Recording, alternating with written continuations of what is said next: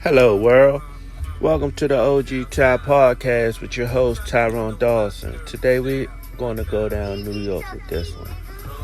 To be Pacific, we're going to go to Jamaica, Queens, New York. We're going to talk about a squad that was very vicious, very strong, and very organized back in the 80s. And this team was called the Supreme Team. The Supreme Team was ran by a guy named Kenneth McGriff, aka Supreme. Supreme was like a big-time drug dealer in New York. He had all the money coming in. He had all the power. He had all the lieutenants behind him. He had people like Black Jess, Pappy Mason, Gerald Prince Miller, Bibby, Shy Boogie. He had a team of hitters and also money makers. Also, it was said that the rapper 50 Cent was part of that group, but 50 was not a fool to that group, so they gave 50 a hard time. 50 did what he wanted. He wanted to become an artist. They wanted to stay become drug dealers. So 50 made a song that's called Ghetto Quran. Ghetto Quran basically tells all the business of all of those guys in the Supreme Team. 50 got in a lot of trouble because of that song. Because they feel like he was dry snitching. And back then, they didn't understand what rap was. They were street mafia dudes. They were organized drug dealers. And here come 50 around 15, 16 years old, making a song called Ghetto Quran. If you never heard Ghetto Quran, you need to go to YouTube and type in 50 Cent Ghetto Quran. To me, that's one of 50 Cent's best work. Hands down. It gives you an inside sight of what Jamaica Queens was back in the late 80s, early 90s. One of my guys that intrigued me the most was Pappy Mason. Pappy Mason was born in 1959. An American drug trafficker and organization crime figure. Pappy Mason and his partner Fat Cat, Lorenzo Nichols, ran a drug smuggling gang called Bebo's in the Jamaican Queen neighborhood of New York City. The gang sold drugs and netted as much as $200,000 per month. These guys were definitely the Supreme Team. Guys like Jay-Z, guys like LL Cool J, Run DMC, all of these guys looked up to the Supreme Team. You gotta remember, rappers wanna be the drug dealers. Kenneth McGriff, aka Supreme, was the real deal back in the late 80s, early 90s. From my knowledge, he funded a lot of these rappers, helped them get street credibility so they can become successful in their careers. It was also said that it was a guy named E Moneybag. He was like 50 Cent. He was not afraid of Mr. Kenneth McGriff, a.k.a. Supreme. So what I heard was that E Moneybag wanted to purchase a vehicle from Kenneth Supreme McGriff. Supreme wanted the little boy E Moneybag and make him look like he wasn't nobody in Jamaica Queens. So when he gave him the $1,000, he didn't receive a card from Supreme.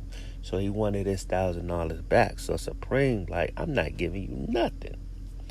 Basically, he wanted to make him look like a little boy in front of the group of people that was followers of the Supreme team. E Money Bag wasn't having it. He said, okay, you want to play with my money, huh? They say months went by. E Money Bag saw Supreme, and he saw Black Just in the car. It was said that he was trying to murder Supreme, but accidentally murdered Black Just. Said he got shot in the leg. Supreme drove Black Just back to the hood instead of taking him to the hospital. Dropped him off so somebody else can take Black Just to the hospital. And by then he bleeded out.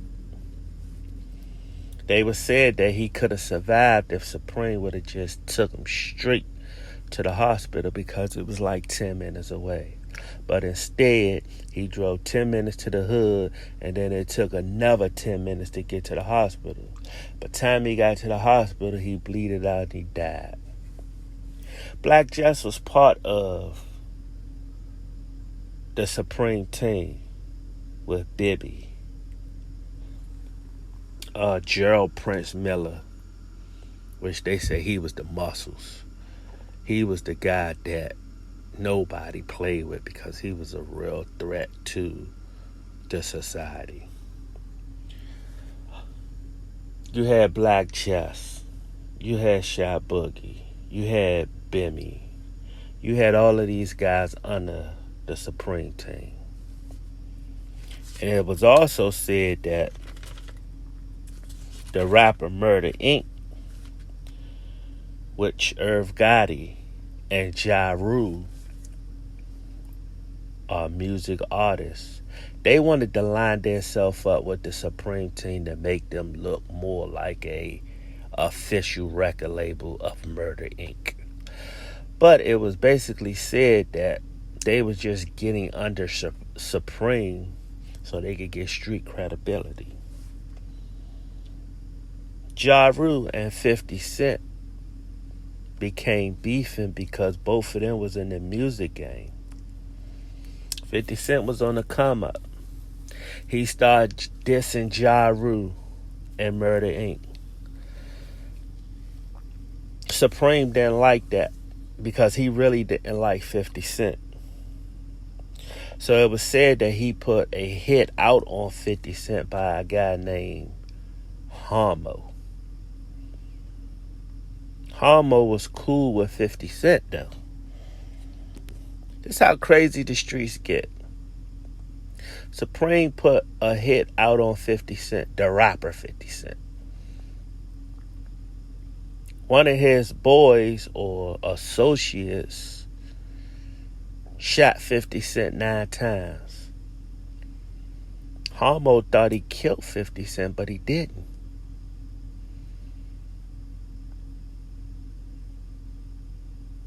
$50 Cent went on, became a music mogul, but if you listen to the Ghetto Quran, 50 breaks it down perfectly about these guys.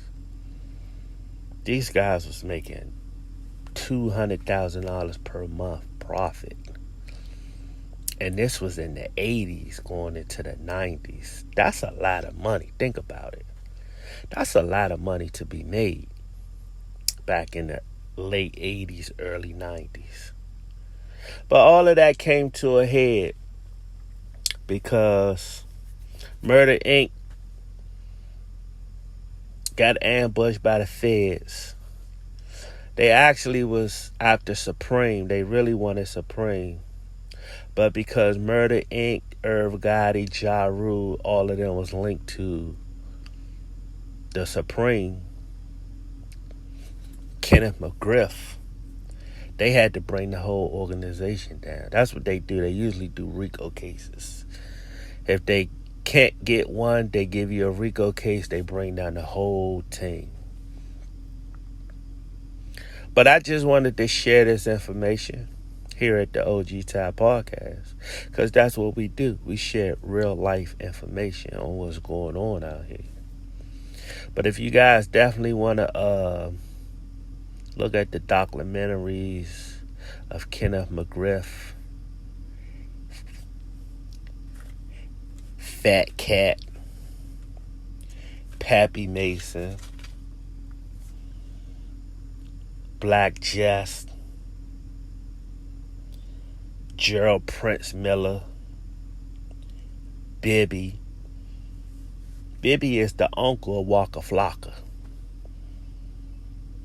They say Waka Flocka moms was a promoter back in the days, so she would get money from Supreme to throw her lavish parties at her homes, throw events and stuff like that. So you never know who's tied in with who. So Waka Flocka is the nephew of Bimmy. Bimmy is out here doing interviews on the Breakfast Club, Vlad TV. He speaks about 50 Cent. He said 50 Cent was a little gangster. He used to rob people. He boxed Golden Gloves, they said. But Supreme did not like 50 Cent because 50 Cent didn't want to follow by Supreme rules. And if you look at it today, 50 Cent knew where he wanted to go in life. Supreme now is doing life in jail for the murder of E. Moneybag. E. Moneybag was murdered also because he accidentally killed Black Jest trying to get Supreme. So E. Moneybag has got killed. He got killed in his car. Prodigy said it best in one of his songs. He said that he had got a phone call from somebody and said, you need to stay away from Moneybag. Prodigy was like, why? But come to find out, Supreme had put a hit out on Moneybag for killing Black Jest. He was really trying to get Supreme, but he accidentally hit Black Jest. They were in a Range Rover or Land Rover or something like that. But we do discuss real life situations here at the OG Tide Podcast, and I just wanted to just shed light on some old stories that maybe a lot of people don't know about. But if you guys do want to check out 50 Cent, The Ghetto Quran, I think it's one of his best tracks that I like. I like it a lot. I listen to it all the time. But that's when Jamaica, Queens, and New York was vicious. I'm not going to hold you guys up. But once again, here at the OG Tide Podcast, we speak on real life situations. And I just wanted to shed light on that, but I'm not going to hold you guys up. Thanks for listening to my podcast. And we're out. Peace.